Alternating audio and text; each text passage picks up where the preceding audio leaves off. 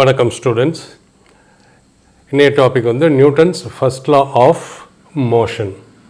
First law நம்ம law of இனர்ஷியான்னு சொல்லலாம், ஏன் லா ஆஃப் இனர்ஷியா சொல்லலாம் பார்ப்போம். இனர்ஷியானா என்ன? The property of a body to resist any change in its state. தன்னைத்தானாலே அதோட ஸ்டேட்டை மாற்றிக்க முடியாது. இனர்ஷியா பாடி எதுக்கு proportional? Inertia is directly proportional to mass. Mass is the measure of inertia. So first law என்ன சொல்லுது? A body at rest remains at rest. A body at rest remains at rest. Remains at rest unless an external force applied on it. First part. Suppose if your body இருக்குது,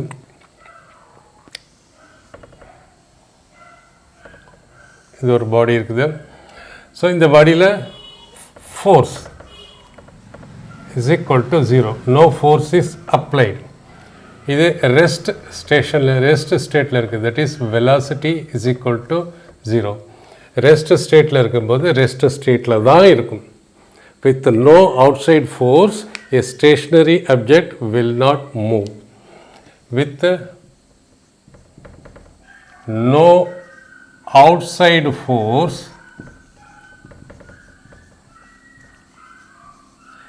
a stationary body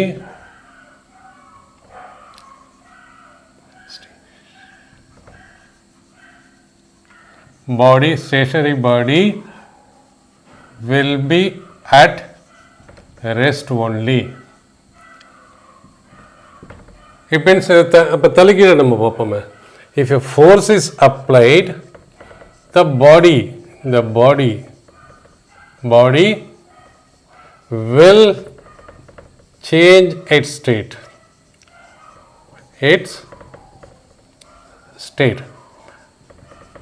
தலைகீழ நம்ம எடுத்துக்கலாம். எப்படி? With no external force applied, a body in a state, that is state of rest, the stationary object will not move.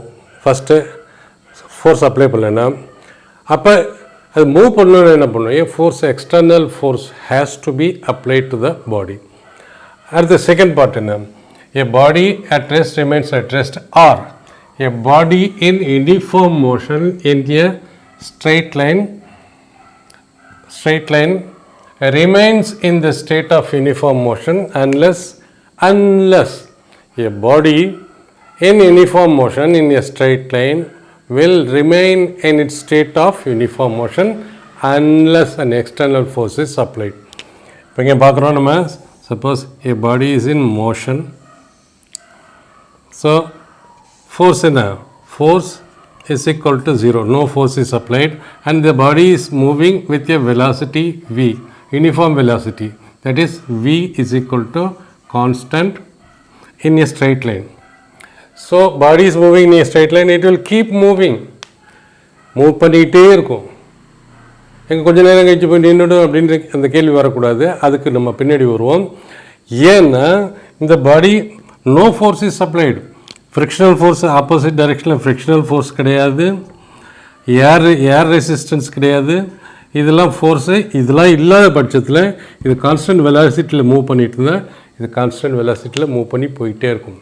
With no outside force, a moving object moving in uniform velocity will not stop.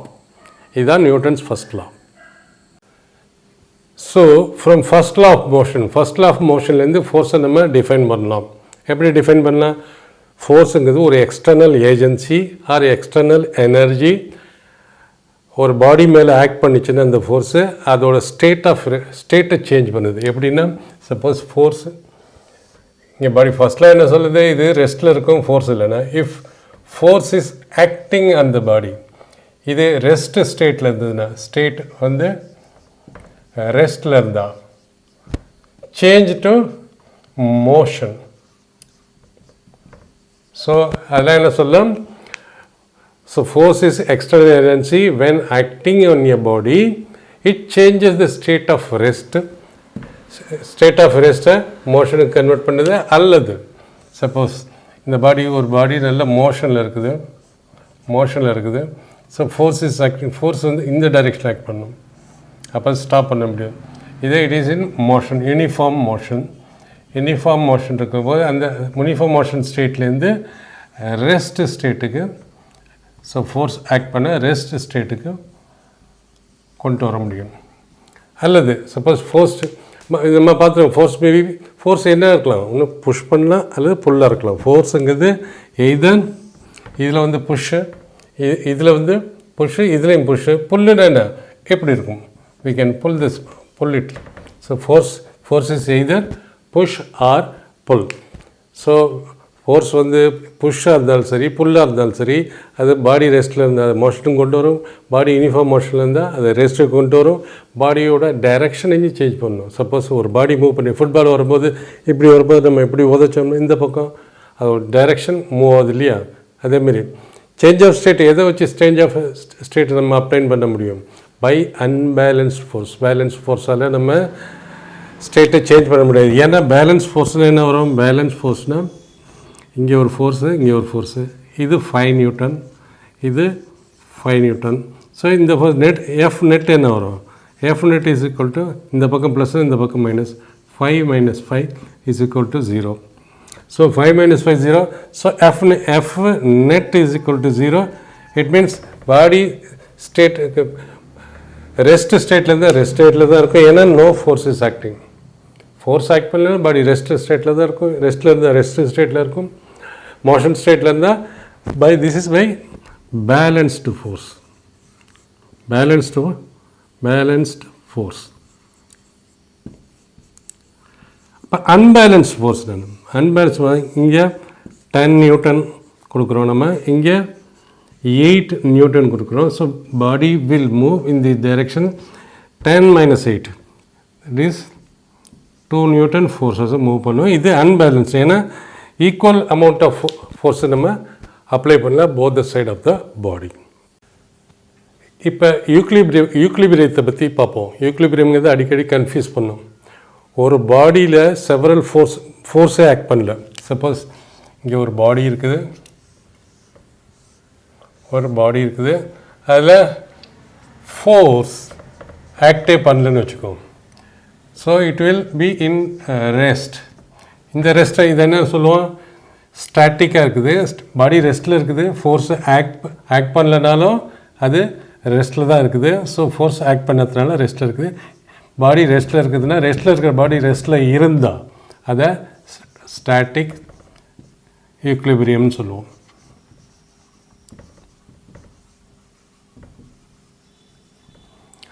அதாவது when a body is acted by no force, then or அது no force, or suppose அதே ஒரு body இருக்குது, அதில் வந்து several force act பண்ணுது. இப்படி ஒரு ஃபோர்ஸ், இப்படி ஒரு ஃபோர்ஸ், இப்படி ஒரு ஃபோர்ஸ், இப்படி ஒரு ஃபோர்ஸ், இப்படி ஒரு புல், several push or pull, anything. So you see F1, F2, ஏன்னா எல்லாத்துக்கும் டைரெக்ஷன் இருக்குது, மேக்னிடியூடுக்கு டைரெக்ஷன் இருக்குது. F3, F4, F5 and so on, F7, this is F6. So summation of all the force, that is F1 plus F2 plus F3 plus F4 is equal to F net force on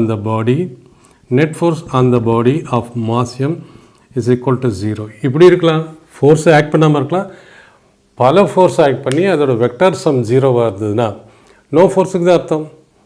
so it means இதை வந்து force act பண்ணுறதுனால இந்த பாடி வந்து எஃப்நெட் இவ்வளோ force act பண்ண பிறகு எஃப்நெட் 0, total force அந்த பாடி 0 இருந்தால் அதை வந்து ஃபோர்ஸு 0, இதை வந்து பாடி வந்து ரெஸ்ட்டில் தான் இருக்குது, பட் இதை டைனமிக் ஈக்லிபிரியம்னு சொல்லுவோம்.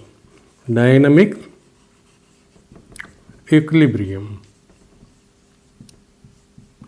பல ஃபோர்ஸ் ஆக்ட் பண்ணி, ஸோ இல்லை சொல்லலாம் dynamic equilibrium. A body moving in a straight line with constant velocity, அதுவும் கான்ஸ்டன்ட் வெலாசிட்டியோட ஓடிட்டுருக்கு.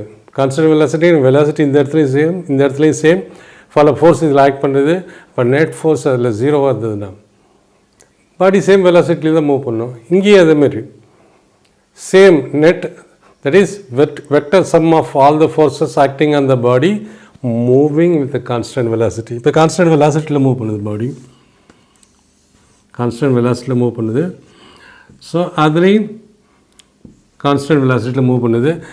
ஃபோர்ஸ் ஆக்ட் பண்ணால் அந்த state of constant uniform motion change ஆகும். பட் இப்படி ஒரு F1 F2 ரெண்டு ஃபோர்ஸ் இப்படி ஆக்ட் பண்ணிச்சுன்னா ரெண்டோட சம்மேஷன் 0 வந்தால் no force is acting. It means இது கான்ஸ்டன்ட் வெலாசிட்டியிலே மூவ் பண்ணும். ஸோ இந்த டைப் ஆஃப் மூவ் பண்ணுறப்போ மூவ் டைனமிக்னா மூவிங், ஈக்குலிபிரியம்னா it is in its same state. Rest ஸ்டேட்டில் இருந்தால் ரெஸ்ட் ஸ்டேட்டில் இருக்கணும்.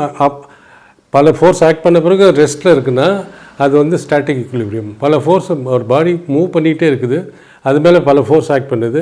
அப்படியும் என்ன வெலாசிட்டியில் மூவ் பண்ணுதோ அதே வெலாசிட்டியில் மூவ் பண்ணுதுன்னா தென் தட் இஸ் கால்டு சேம் கண்டிஷனில் மூவ் பண்ணுது with constant velocity, that is uniform motion. So அதேமாரி மூவ் பண்ணுச்சுன்னா அதை டைனமிக் ஈக்குலிபிரியம்னு நம்ம சொல்லுவோம்.